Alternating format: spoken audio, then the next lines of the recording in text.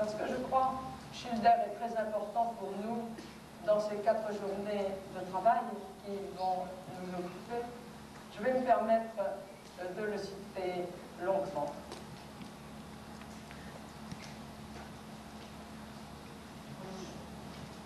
L'image du corps, nous dit-il, dépasse les frontières de l'anatomie. Un bâton, un chapeau, un vêtement quelconque en font eux aussi partie. Leur intégration est d'autant plus facile que leur lien au corps est plus étroit.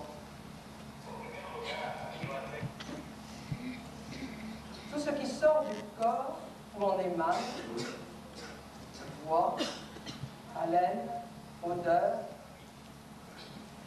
excréments, sang, urine, sperme, continue à faire partie de l'image du corps. Je continue à citer Schilder. Séparer processus perceptif et processus émotionnel restera toujours un artifice. Dès qu'il s'agit d'un corps, celui qui nous appartient ou celui d'un autre, nous faisons plus que le voir. Nous avons envie de le regarder et aussi de le toucher.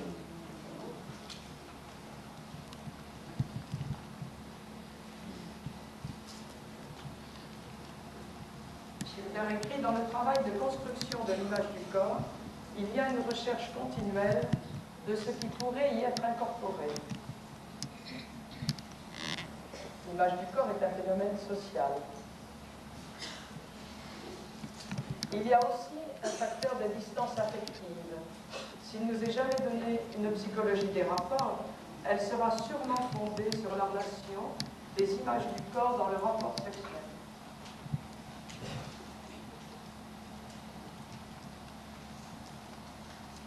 Les expériences sur l'appareil vestibulaire et les observations sur les amputés ont montré que tout corps contient en lui-même, en surplus, un fantôme.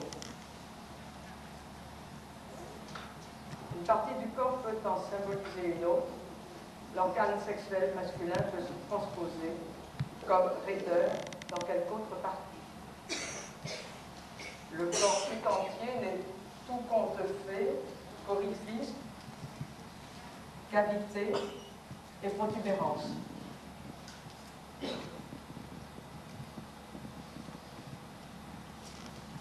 Une image du corps n'est jamais isolée, écrit-il, elle est toujours encerclée par les images du corps des autres.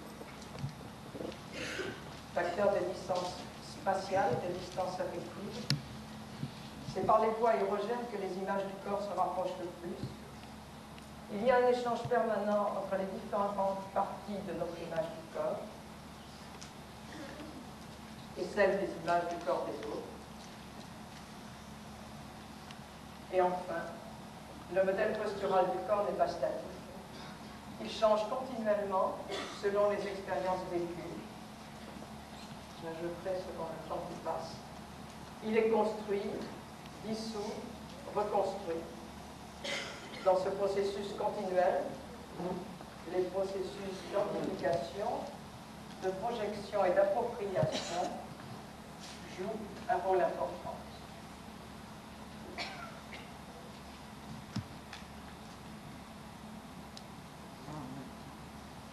Les travaux de Schilder sont d'une richesse non encore démentie,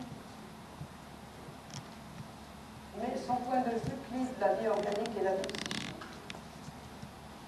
Et il y a à la lecture une certaine confusion entre les notions de schéma et d'image du corps. Ceci est fortement dénoncé, en particulier par Ansler, en 1973, dans un article sur la connaissance de soi. Quand Schilder affirme et démontre, dit-il, qu'il y a continuité entre l'ordre biologique et l'ordre symbolique, le second n'étant qu'un niveau de développement du premier, c'est une synthèse mentale.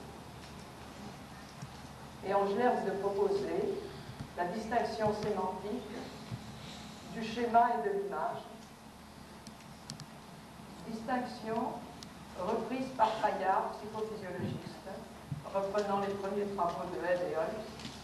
Il distinguera un schéma postural et un schéma superficiel qui permettent au sujet de localiser correctement les points stimulés sur la surface du corps. Le schéma étant responsable d'opérations de référence et l'image, qu'elle soit visuelle, tactile ou motrice, comme reflétant le contenu de ces informations relatives au corps dans l'expérience consciente.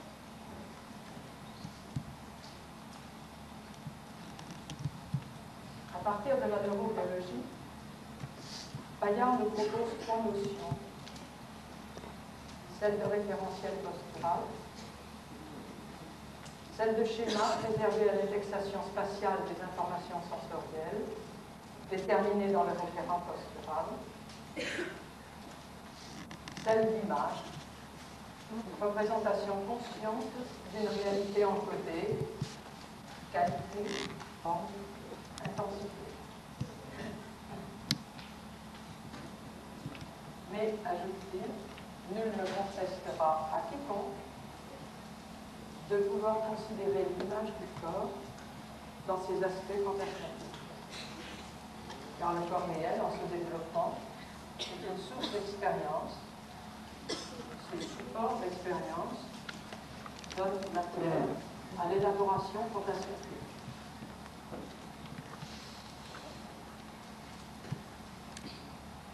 Nous citerons aussi Ajuria-Guérand, qui, dans la formation de l'image du corps, distingue des niveaux d'organisation et des secteurs.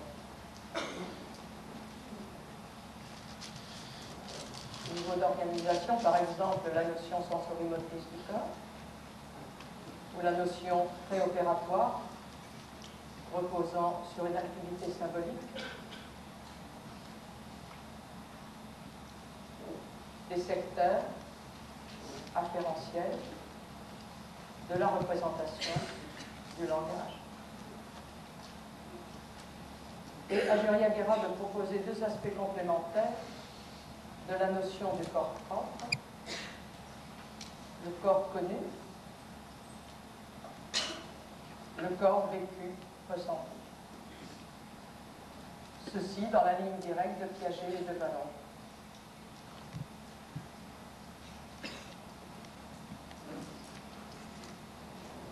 Ceci étant dit en psychiatrie et en psychophysiologie, nous en venons à la pensée psychanalytique qui attache la notion d'image du corps à celle d'investissement.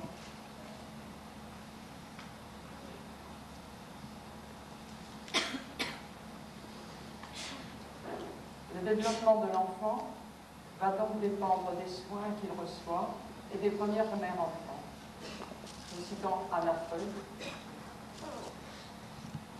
Au début de l'existence, le fait d'être caressé, étreint et apaisé par le contact cutané érotise les diverses parties du corps de l'enfant,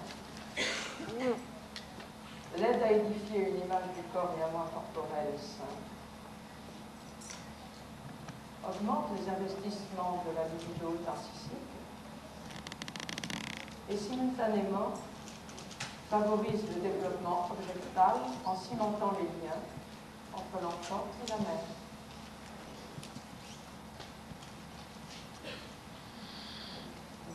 À propos de l'investissement des objets, les Bovici affirment que, je cite, l'objet est investi avant même que d'être perçu,